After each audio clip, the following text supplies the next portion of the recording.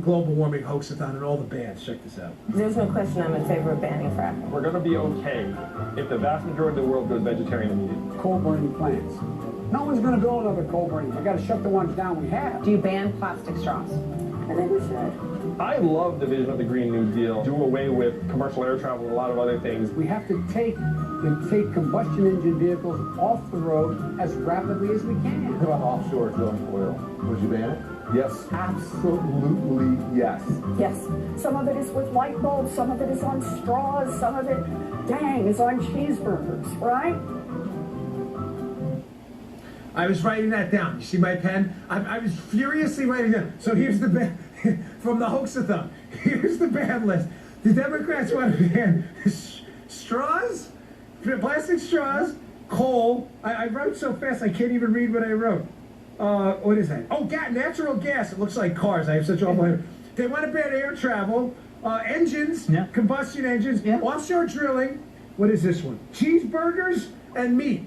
So straws, coal, gas, air travel, engines, drilling, meat, and cheeseburgers. Listen, folks, What's left? I don't know. I don't know I don't know how my house would even function. No meat for dinner. I wouldn't be able to travel up to New York to work. I can't drive anywhere because I have a combustion engine.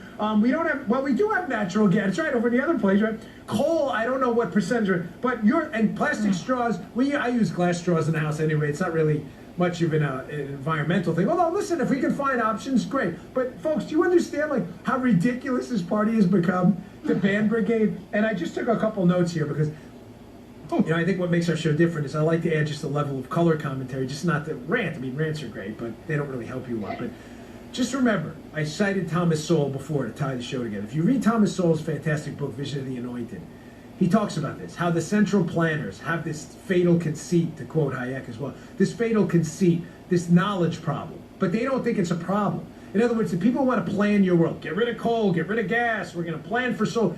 You understand, if they had the knowledge to effectively implement an energy policy that was market-based, effective, and would work, they'd be in the private sector and not in government. The reason they're in government telling you what you can't do is because they failed at finding what you could do in the private sector. They could find no way to find a hole in our economy they could fill. And they can't make any real money in the private sector because they're not smart enough. So they go into government and they have the fatal conceit of the knowledge problem where they think they're now smart enough in government to tell you what they couldn't figure out in the private sector.